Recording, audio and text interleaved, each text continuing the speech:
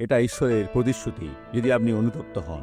জিরমীয় 33 অধ্যায় 8 পদ, তাহা হইলে আমি তাহাদিওকে সূচি করিব এবং তাহারা যে সকল অপরাধ করিয়া আমার বিরুদ্ধে পাপ ও অধর্মচারণ করিয়াছে সে সকল আমি ক্ষমা করিব, যার দ্বারা তারা পাপ করেছে এবং যার দ্বারা তারা আমার বিরুদ্ধে অন্যায় করেছে।